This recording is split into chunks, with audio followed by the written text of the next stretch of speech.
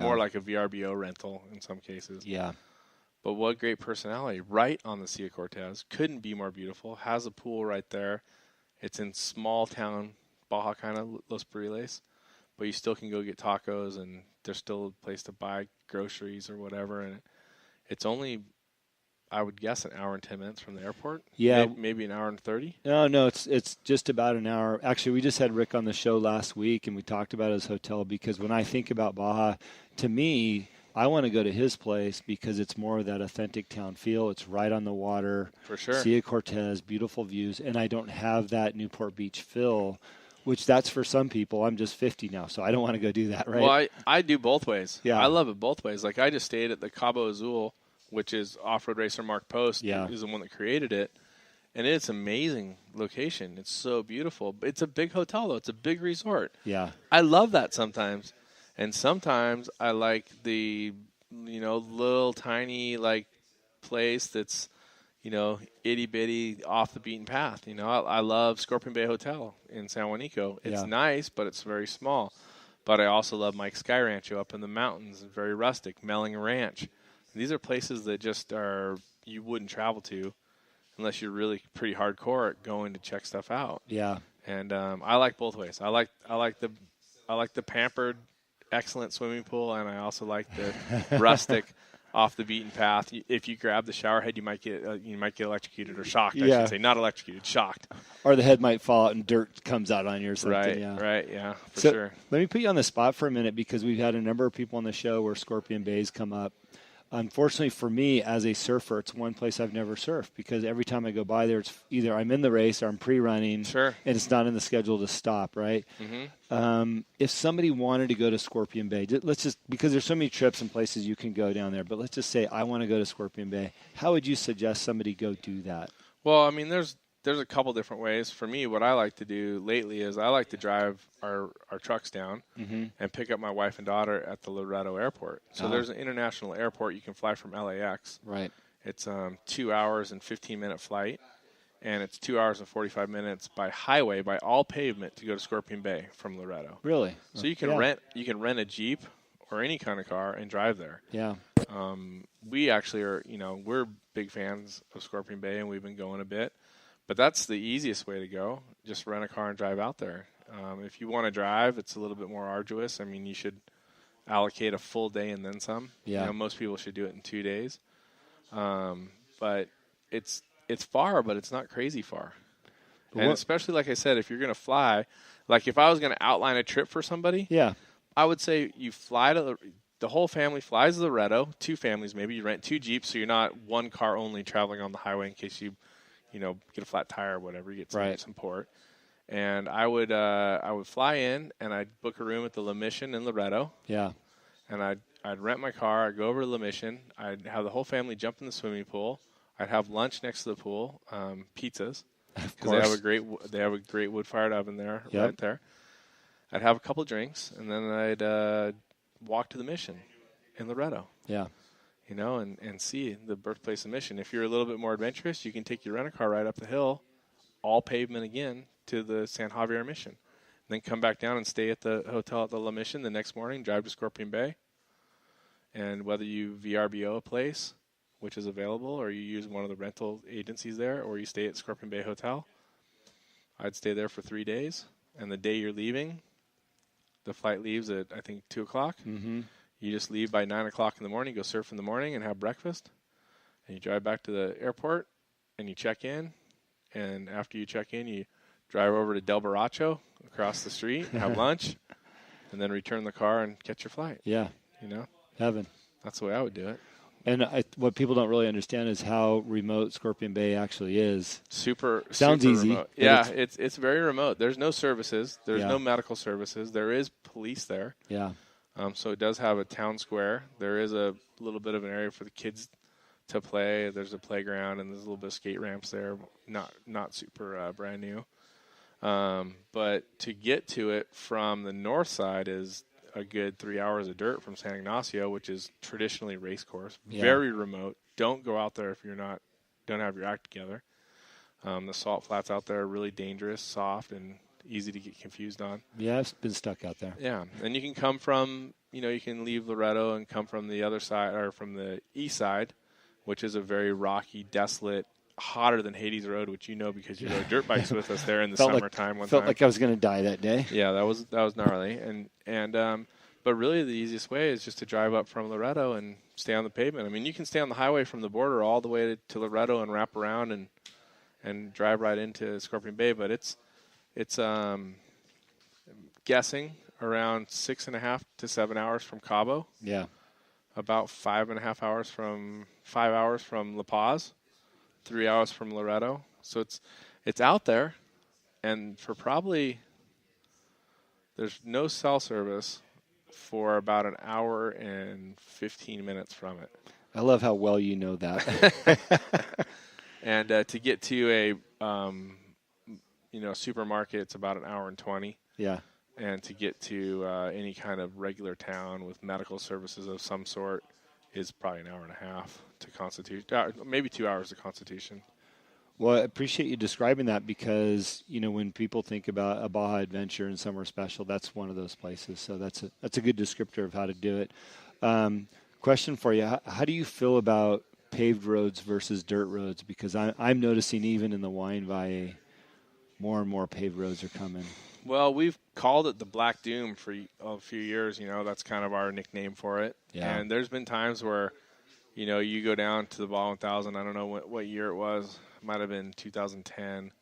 And we're coming towards La Paz, and all of a sudden there's this big paved road. I'm like, what the hell is this? Yeah. And it was a big graded road. It's paved now. And, I think it's part of the progress. And I think that the pavement's going to continue to expand. To see Highway 5 starting to connect, it's getting closer. Mm-hmm. I think when that connects, it's going to turn into a big snarl of traffic over there too. Yeah, probably. But I think that I really was hating on the pavement, but now I'm like kind of whatever. It is what it is. You can still find your places you want to go, and if some of our trips on the truck trips spend a little bit more time on the pavement. Yeah. You have Sirius radio, and it doesn't really matter if you're on the pavement, but we still try to do a ton of dirt.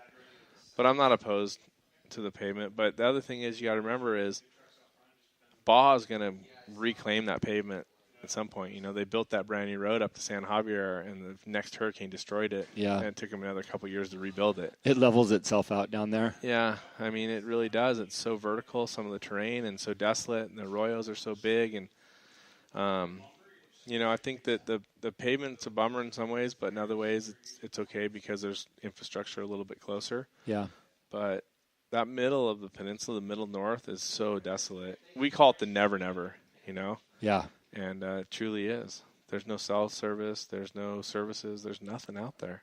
When you leave El Rosario or San Felipe, until you get to Guerrero Negro, which is the state line for Baja North and South, there is nothing out there. Yeah, it's beautiful.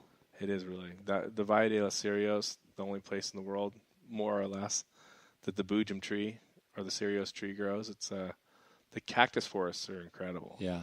Just north of Catavina, or even just right in Catavina, you can walk from the hotel, and there's amazing cardones. There's palms, blue palms, elephant trees, Cirios trees. Of course, there's always the cholla. Everything in Baja wants to poke you. Tell people about the cholla. The cholla is gnarly. Cholla is a kind of cactus. It's a ball. There's many different versions of it if you read the vegetation book or the plants of Baja. Mm-hmm. And the jumping cholla is the one that scares me the most. There are some big pincushions, but basically it's this bush or plant that's designed, and it can grow a pretty good size. It's basically designed to jump on you if you get near it, if you touch it, if you bump into it, like pieces that are like the size of candy bars jump off on you and pincushion you. Literally. So if you're in the race car and you make a little bit of a wide turn, no windshield and everything, they come right inside, and it's just like no matter what you do, it's in you. And it's crazy how gnarly those little pincushions are. Yeah, when I did the last big dirt bike ride with you, and it was summer, and you were telling me, you need a full-size, full-sleeve jacket to ride in, not a, shirt, right? And you started explaining those, and I didn't know what you meant till I got one. Yeah. Right? Yeah, all the sweep guys on the bike trips carry the utility tools so they can pull cactus out of each other or someone else on the trip. Unfortunately, it's a part of riding dirt bikes down there. And there's, or cars, I mean, or just walking. You walk around in your sandals, you're bound to get it. Yeah. You know, you got it. Like, I bring a pair of shoes. I never wear them, but I always have a pair of shoes in case I have to get out in the Toya. But it's not for everyone, Baja. You know, it's very adventurous. It's dangerous because it's just so vast. Yeah. And you really have to have a good plan. You can't go without a good plan. I mean, I'm sure people do. Maybe I overthink it, but the adventure is real. You know, there's no services, there's no cell phones, and frankly, there's no one coming to get you. You're on your own, so make sure your plan is solid. Yeah.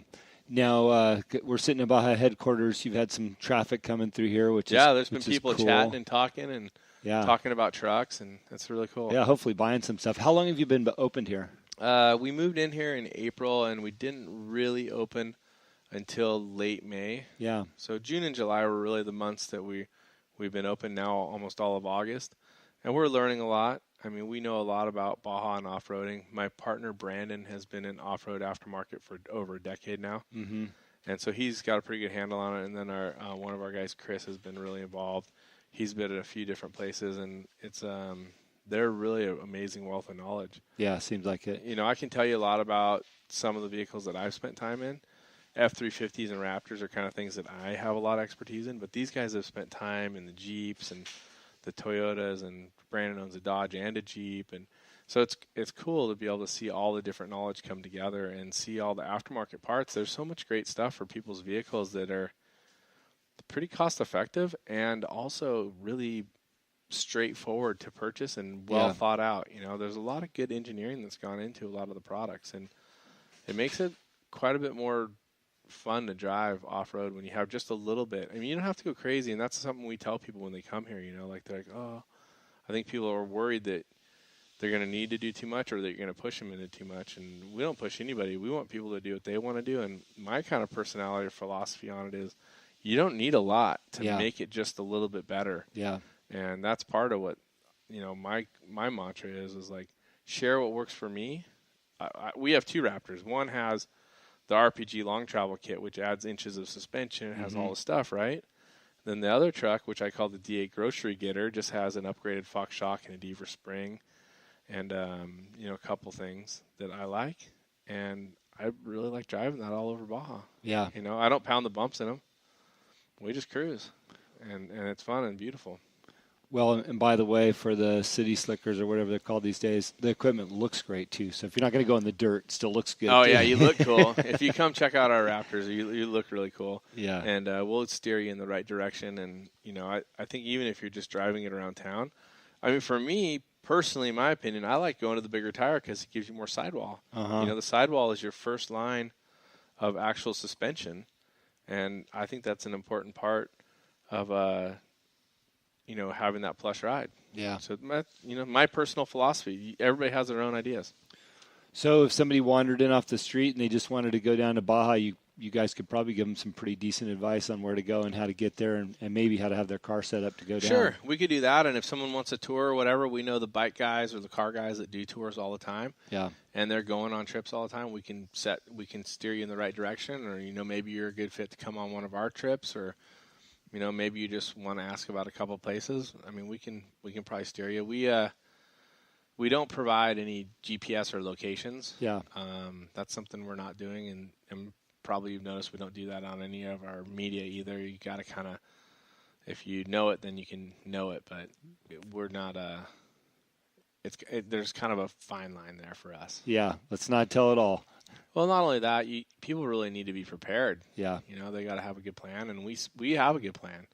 So we try to preach that. Make sure you do your research and look at the maps and find out what other people are saying on chat sites or whatever. And if you have a question here or there, sure. Yeah. But, you know, you got to do your own research, and you got to make your own plan. Well, I think what you're doing here is awesome. We've talked about you on this show already. We actually sent our condolences to you and your family over your dad a couple weeks ago. But, you know, just thanking you for, you know, bringing Stoke to Baja, bringing Stoke here to this city so people can figure it all out, you know, through what you're doing. It's just been great, and what you mean to Baja. So we'll thank you from our show, although you're the guy that got me reintroduced to everything down there. I appreciate it. For me,